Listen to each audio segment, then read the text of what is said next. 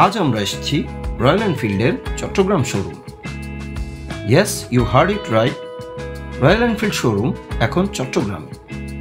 গত 26 ফেব্রুয়ারি চট্টগ্রামের 2 নম্বর গেট এর চট্টগ্রাম শপিং কমপ্লেক্সের পাশে রয়্যাল এনফিল্ডের চট্টগ্রাম শোরুম উদ্বোধন হয়।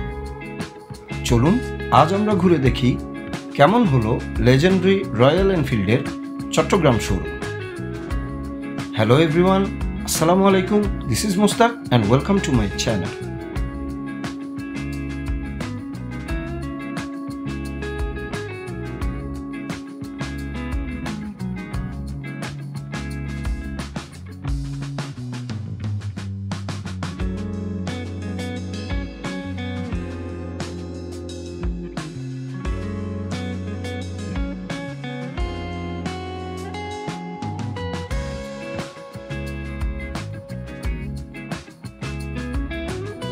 অনেক আগে টিএলসিতে একটা শো দেখেছিলাম।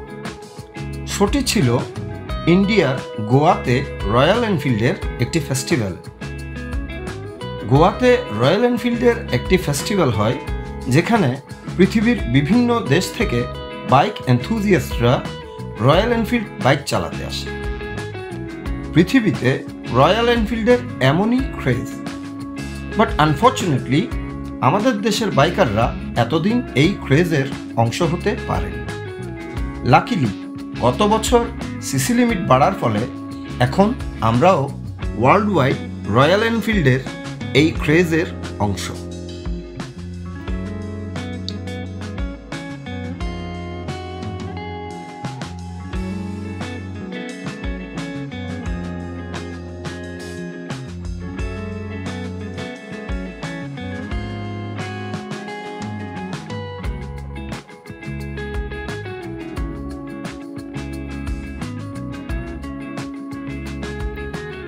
মেড লাইক এ গান এই স্লোগান নিয়ে রয়্যাল এনফিল্ড মোটরসাইকেল কোম্পানি তাদের যাত্রা শুরু করে 1901 সালে।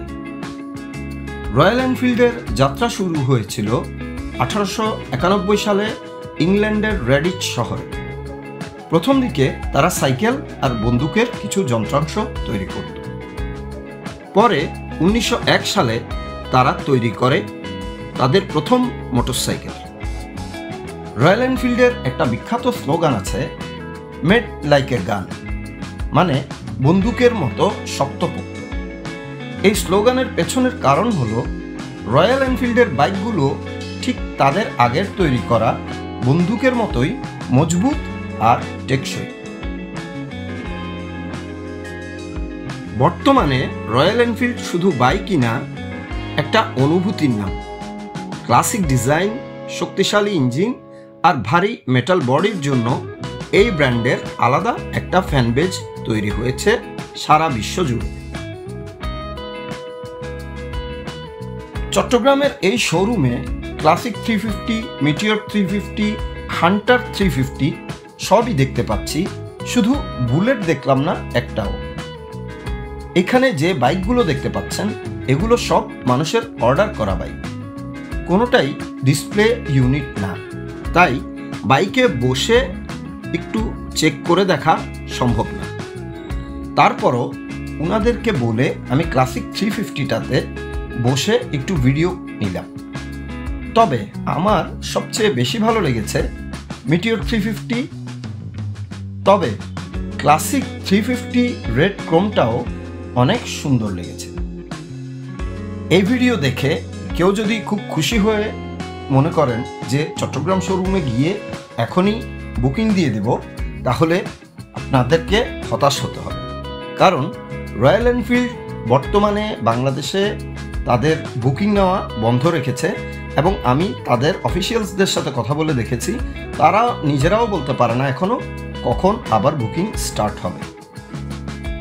চট্টগ্রামের এই শোরুমটি বেশ ছোটোখাটো এবং ছিমছাম। এর ইন্টেরিয়র এবং অ্যাম্বিয়েন্সটা আমার বেশ ভালো লেগেছে। বাইরে গিয়ে দেখি তখন অনেকেই তাদের বাইক ডেলিভারি নিচ্ছে। এক ভাই একটা হান্টার 350 রেভেল ব্লু ডেলিভারি নিচ্ছেন, আর একটা ক্লাসিক 350 রেড ক্রোম ডেলিভারির জন্য রেডি করা হচ্ছে। ওভারঅল অ্যাম্বিয়েন্সটা আমার বেশ ভালো লেগেছে। মোটামুটি এই ছিল রয়্যাল এনফিল্ড শোরুমে আমার আজকের এক্সপেরিয়েন্স। আপনাদের কেমন লাগলো আমাকে জানাবেন। আর আপনারাও কেউ রয়্যাল এনফিল্ড কিনবেন কিনা, আর কিনলে কোন মডেলটি নেবেন আমাকে কমেন্টে জানান। ভিডিওটি ভালো লেগে থাকলে লাইক, শেয়ার এবং সাবস্ক্রাইব করুন। আজকের ভিডিও দেখার জন্য ধন্যবাদ।